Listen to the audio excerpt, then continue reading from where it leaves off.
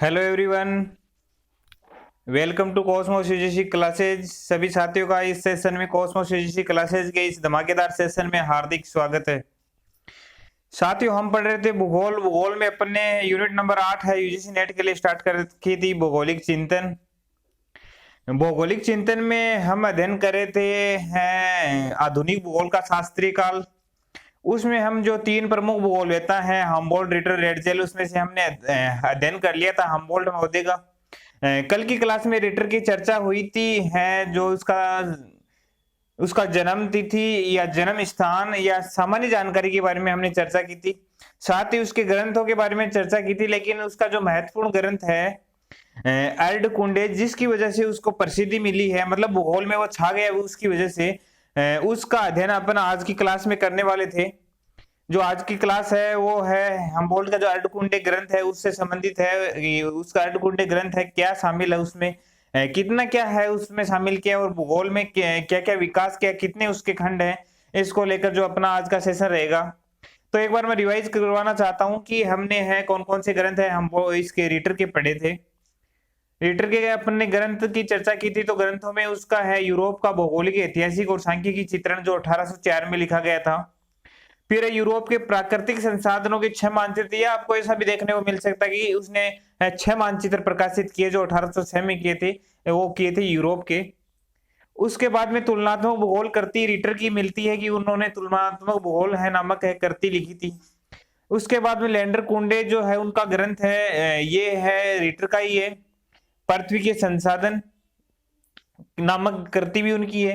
New geography या नया भूगोल है नामक करती है, ये भी उसकी है। लेकिन इसके संदर्भ में मैंने आपको बताया था कि एकमात्र ऐसी करती है ओन बूच ने इसकी अवहेलना कर दी और इसको बुरा लगा यार, इसने उसको क्या किया, प्रकाशन नहीं किया उस कृति का, उसमें है उसको अपने पास ही रखा, प्रकाशन नहीं किया, तो विश्व के सामने नहीं पहुंच पाई है, मतलब हिडन करती है। एक मैटर सारा तैयार था, सब कुछ परफॉर्मा तैयार था, लेकिन है ओन बूच ने है उसको है कुछ उसकी अवहेलना कर दी, उस कृति के संबंध में कुछ कमेंट्स कर दिए, और उससे आहत होकर रीटर ने क्या किया, उस कृति को साइड में कर दिया, उसका जो है प्रकाशन नहीं किया।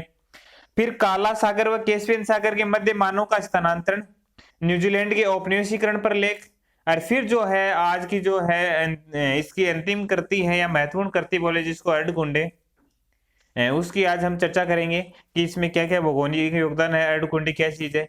तो अर्धकुंडे एक जर्मन शब्द है, जर्मन भाषा का शब्द है, और रीटर जर्मन भूगोलवेत्ता थे, जिसका अर्थ पृथ्वी का विज्ञान होता है। कि अर्धकुंडे है जर्मन शब्द था जिसका अर्थ क्या होता है, पृथ्वी का विज्ञान।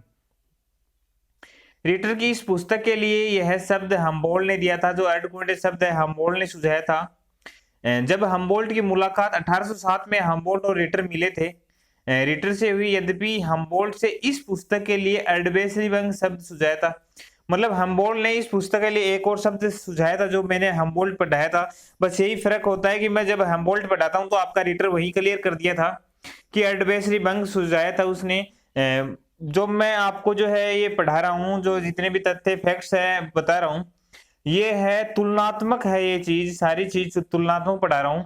मैं जब हम्बोल्ट पढ़ा रहा था तो आपकी रीटर की चर्चा करवा दी, जब मैं हम्बोल्ट पढ़ा रहा था तुलनात्मक रूप से है थियोप्रेस्टस यूनानी भूगोलवेत्ताओं में चले गए। जब मैं हम्बोल्ट पढ़ा रहा था तो मैंने बता दिया कि तुलनात्मक भूगोल करती रीटर की है।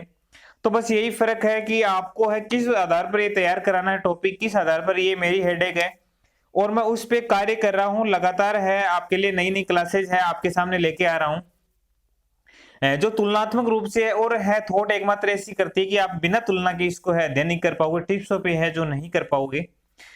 तो यहाँ पे चर्चा करेंगे कि हम्बोल्ट की मुलाकात 1807 में रीटर से हुई, यद्यपि हम्बोल्ट से इस पुस्तक के अर्धवेसरीबंग शब्द भी सुझाया था, लेकिन रीटर ने अर्धकुंडे शब्द का ही चुनाव किया। रीटर ने कहा कि वैसा मुझे तो अर्धकुंडे ही अच्छा लगेगा, आपका अर्धवेसरीबंग है ये शब्द नहीं लगेगा। आगे चर्चा करते हैं। अर्धकुंडे शब्द का अर्थ होता है पृथ्वी का वर्णन करना। पृथ्वी का विज्ञान या पृथ्वी का वर्णन दोनों एक ही है, कि मतलब पृथ्वी का वर्णन करना वैज्ञानिक आधार पे। यह पुस्तक 20,000 पृष्ठों में लिखी गई थी। मतलब जो है अर्धकुंडे पुस्तक है, जो रीटर की अर्धकुंडे पुस्तक हुई है वो लगभग 20,000 है पृष्ठों में है जो लिखी गई है। यह रीटर के सर्वाधिक महत्वपूर्ण ग्रंथमाला थी, जो 1817 से 1859 के बीच 19 खंडों में प्रकाशित हुई। अब ये देख लो कितनी महान करती है। 20,000 प्रश्न लिखे गए तो 1817 से 1859 तक 19 खंडों में, जबकि कॉस्मोस कितने खंडों में थी? आपको याद आ रहा है कि कॉस्मोस कितने खंडों में बताई थी? मैंने जब पढ़ाया था मैंने कॉस्मोस, और ये भी बताया था कि उसका ये खंड है मृत्यु पर्यंत प्रकाशित हुआ था हबल का। मैंने कॉस्मोस के खंड कितने बताए थे? 5 खंड बताए थे। 5वां खंड उसके मृत्यु पर्यंत प्रकाशित हुआ था। 1817 से 1859 के बीच 19 खंडों में प्रकाशित हुआ। आपको ध्यान में रखना है कॉस्मोस कितने खंड है? 5 खंड है। अर्धकुंडे कितने? 19 खंड। दोनों की महत्वपूर्ण करती है, बहुत बार एग्जाम में क्वेश्चन आया हुआ है। जब अपन प्रीवियस ईयर क्वेश्चन की चर्चा करेंगे ना, तब आपको सामने सारे आ जाएंगे फैक्ट्स की कौन कौन सा क्वेश्चन है पहले आया गया है, उससे काफी आपको पढ़ने में हेल्प मिलेगी। 19 खंडों में से 14 खंड एशिया से संबंधित, 5 खंड अफ्रीका से, तो 14 और 5 19 हो गए। तो एशिया, अफ्रीका, यूरोप को उस समय माना जाता था। तो अब इसने तो यूरोप को है, एक भी खंड है यूरोप पे नहीं लिखा। इस प्रकार हम कह सकते हैं कि इसने एशिया और अफ्रीका पे, एशिया पे 14 खंड, अफ्रीका पे 5 खंड, और एशिया पे कुछ नहीं लिखा, इसने 0 खंड लिखे थे। मतलब है इसने कोई है अपना पुस्तक नहीं लिखी एशिया महाद्वीप पर। उसके इस पुस्तक के प्रकाशन ने भौगोलिक अध्ययन को इतने अधिक उच्च स्तर पर लाकर खड़ा कर दिया। मतलब मैं बता रहा हूं ना कि इसकी वजह से इसको प्रसिद्धि मिली। तो उसके इस पुस्तक के प्रकाशन ने भौगोलिक अध्ययन को इतने अधिक उच्च स्तर पर लाकर खड़ा कर दिया कि दुनिया भर में विद्वानों का ध्यान भूगोल की ओर हो गया। मतलब ये करती इतनी है प्रसिद्धि पा गई, इतनी प्रसिद्ध हो गई ये करती कि दुनिया भर के जो भूगोलवेता है उनका ध्यान है अर्धकुंडे की तरफ हो गया कि अर्धकुंडे का अध्ययन किया जाए, हम रीडर का अध्ययन किया जाए, ताकि हम भी है इस मार्ग में भूगोल के विकास में आगे अग्रसर हो सके। तो ध्यान खींचने का कार्य किया अर्धकुंडे ने, रीटर ने। और इस पुस्तक के आधार पर ही रीटर फ्रैंकफर्ट विश्वविद्यालय में भूगोल विषय के प्रथम प्रोफेसर बने। जो फ्रैंकफर्ट विश्वविद्यालय है उस विश्वविद्यालय में प्रथम प्रोफेसर बने भूगोल के। पहले क्या होता था, मैंने जब पहले पढ़ाया था, जब हेरोडोटस पढ़ाया था कि इतिहास को भौगोलिक दृष्टि से, भूगोल को इतिहास की दृष्टि से अध्ययन किया जाना चाहिए, ऐसा हेरोडोटस का मानना था। हिस्ट्री ऑफ है फादर ऑफ हिस्ट्री, इतिहास का पिता था वो। तो पहले क्या होता था, इतिहास और है जो भूगोल को एक ही है प्रोफेसर पढ़ाता था। दोनों मतलब एक ही सब्जेक्ट माना जाता था, दोनों को एक ही पार्ट माना जाता था। लेकिन धीरे धीरे जब आधुनिक काल आया तो इतिहास को और भूगोल को डिवाइड कर दिया गया। तो भूगोल का प्रथम प्रोफेसर वहां पे फ्रैंकफर्ट विश्वविद्यालय में बना था। लेकिन इससे पहले क्या हुआ था कि इतिहास जो प्रोफेसर पढ़ाता था वो भी वही भूगोल का अध्ययन करवाता था। मतलब इतिहास और भूगोल को एक साथ में अध्ययन किया जाता था। तो है बाद में क्या रीटर है प्रोफेसर बना वहां पे। इस करती के कारण उसकी प्रसिद्धि इतनी फैल गई कि उसको सीधा प्रोफेसर बना दिया गया। 1828 में रीटर ने भौगोलिक ज्ञान के प्रचार और प्रसार के लिए एक भौगोलिक समिति, मैंने जब है हमबोल्ट पढ़ाया था तो उसकी एक समिति बताई थी। तो इसने बर्लिन ज्योग्राफी सोसाइटी की स्थापना की थी 1828 में। ध्यान में रखना आपको। अरे कहाँ की? बर्लिन में की। बर्लिन नाम आ गया तो बर्लिन सोसाइटी है, ज्योग्राफी सोसाइटी बर्लिन में 1828 में की थी भौगोलिक ज्ञान एवं प्रचार प्रसार के लिए। अब नोट में एक है महत्वपूर्ण तथ्य आपके सामने आ रहा है नोट। रीटर के अलावा इस प्रकार के अनेक भौगोलिक समितियों की स्थापना की गई। भूगोल का प्रचार प्रसार के लिए काफी सारी जो है समितियों की स्थापना की गई थी। उन समितियों की अपन चर्चा करेंगे कि कौन कौन सी समिति है, किस किस ने और कहां कहां है स्थापना हुई थी। ये महत्वपूर्ण है, एग्जाम में मिलान वाला क्वेश्चन ऐसे पूछा जाता है, आपको ध्यान में रखना है। पेरिस भौगोलिक समिति, जो पेरिस की भौगोलिक समिति है 1821 में हमबोल्ट ने, जब मैंने हमबोल्ट पढ़ाया था तब आपको ये बता दी थी। अगर आप रिवाइज करते हो तो आपको सारे फैक्ट्स पीछे के याद आ रहे हैं। अगर आप रिवाइज नहीं करते हो, आप केवल क्लासेज लेके ही फिर है बैठ जाते हो, अपने नोट्स बना के रख देते हो, तो उसमें आपको प्रॉफिट नहीं होने वाला है। मैं आज ही बता देता हूँ, आपको रिवाइज करना बहुत जरूरी है। आपको जब तक आप रिवाइज नहीं करोगे तब तक आपकी पिक्चर क्लियर होने वाली नहीं है, चाहे मैं कितने ही एंगल से कितने ही तरीके से आपको पढ़ा दूं। और दूसरी बात है कि आपको रेगुलर बेसिस पे क्लासेस लेनी है। जी हाँ साथियों, इस यूनिट अगर आपको कंप्लीट करनी है तो रेगुलर बेसिस पे क्लासेस लेनी है। आप सोचेंगे कि कल ले लूं, परसों ले लूं, उसके बाद में ले लूं, ऐसा नहीं है। एक बार आपका रूटीन खराब हो गया कि 2-4 क्लास आपके एडवांस में हो गई, फिर क्या होगा, फिर होगा कि आपको क्लास लेने में है ऐसे असुविधा होगी, आपको ऐसे लगेगा कि बोरिंग सा लगेगा, महसूस होगा। रेगुलर बना रहना है। मैं भी बोलता हूँ कि थोड़ा बोरिंग हो सकता है, लेकिन बोरिंग को मैं इतना बेहतर बना दूं। एक तो आप है बुक्स गाइड उनको पढ़ के देख लेना, आपको कितना बोरिंग लगेगा।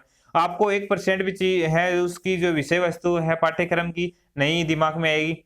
यहाँ पे आपको है हुबहू क्वेश्चन देखने को मिलेंगे, बस यही फर्क है कॉस्मोस यूजीसी क्लासेज और अन्य चैनल्स में। रॉयल ज्योग्राफी सोसाइटी है 1830 में लंदन में हुई थी। मैकोनिची जो महोदय हुए आगे पढ़ेंगे, उन्होंने स्थापना की थी। मेक्सिको भौगोलिक समिति का गठन 1833 में हुआ था। जो मेक्सिको की भौगोलिक समिति है उसका गठन 1833 में हुआ था। जर्मनी के फ्रैंकफर्ट में भौगोलिक समिति का गठन 1836 में। ब्राजील में भौगोलिक समिति का गठन 1838 में। उसके बाद में रूस के सेंट पीटर्सबर्ग में भौगोलिक है समिति का गठन 1845 में हुआ था। रूस के सेंट पीटर्सबर्ग में। अमेरिकन भौगोलिक समिति का गठन गुयोट में हुआ था 1852 में, अमेरिका।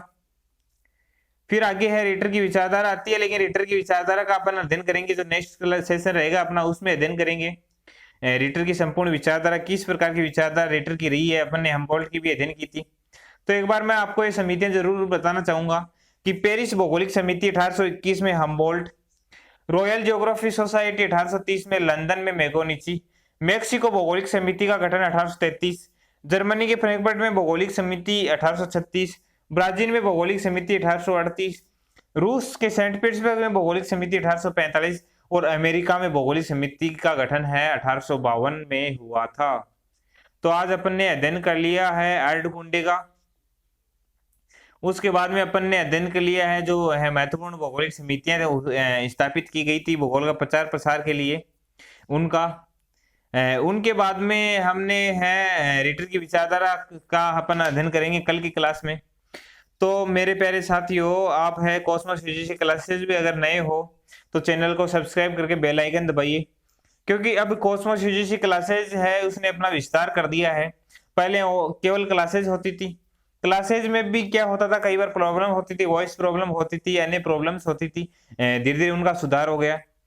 साथ में है बाद में क्या हुआ था, ये जो एनटी की नोटिफिकेशन आते हैं, अब जैसे नोटिफिकेशन आया था मैंने आपके पास पहुंचा दी है करेक्शन डेट आ गई है आपकी, आप करेक्शन कर लेना आपकी कोई त्रुटि है। या जैसे ही डेट बढ़ी थी मैंने आपके पास नोटिफिकेशन पहुंचा दिया चैनल के माध्यम से। तो दूसरे स्तर पे काम किया। अब है जो वर्तमान में है जो संपूर्ण है भारत में देख लो, राजस्थान में देख लो, जो चल रहा है एक तरह से कि है काफी सारे स्टूडेंट्स है पीजी के साथ में जो है नेट की एग्जाम दे रहे हैं। तो उनकी समस्या है कि हमारी पीजी की एग्जाम नहीं हुई, 2-3 एग्जाम्स है बाकी रह गई। तो कभी है निर्णय आता है सरकार का कि आपकी एग्जाम स्थगित हो गई, आपको प्रमोट कर देंगे। कभी यूजीसी अपनी गाइडलाइन जारी करती है कि आपकी एग्जाम अनिवार्य है। तो ऐसी जो खबरें हैं वो लगातार है अपडेट। जैसे ही 9 बजे के समथिंग है वो मेरे पास में न्यूज आई थी, मैंने उसकी पुष्टि करके तुरंत आपके पास में 10 बजे तो आपके पास में पहुंचा दी थी। मतलब सबसे पहले है कॉस्मोस यूजीसी क्लासेस भी जो भी अपडेट होगी सबसे पहले होगी, वो तुरंत आपके पास में वीडियो है बनाकर है आपके सामने संपूर्ण आपके डाउट्स है एक साथ ही क्लियर कर दिए जाएंगे। क्योंकि काफी सारे है स्टूडेंट्स है चिंतित हो जाते हैं कि सर क्या होगा क्या नहीं होगा, एग्जाम होगी नहीं होगी, कभी प्रमोट करते कभी एग्जाम कराने की बात करते हैं। तो वो बात की बात है कि एग्जाम हो नहीं हो, एग्जाम सरकार करवाए या नहीं करवाए, लेकिन जो भी इंफॉर्मेशन होगी सबसे पहले कॉस्मोस यूजीसी क्लासेस भी होगी। कॉलेज न्यूज देख लो, एनटीए की न्यूज देख लो, यूजीसी की न्यूज देख लो। साथ में भूगोल की तैयारी है निःशुल्क रूप से आपके एकदम फ्री सेशन है आपके लिए। मतलब आपका कोई भी चार्ज यहाँ पे नहीं लग रहा है मेरे साथियों, कोई भी चार्ज नहीं लग रहा है। और बिना चार्ज के आपको इतनी बेहतर अगर क्लासेज मिल रही है तो मेरा तो मानना है कि आपको इसका आनंद उठाना चाहिए।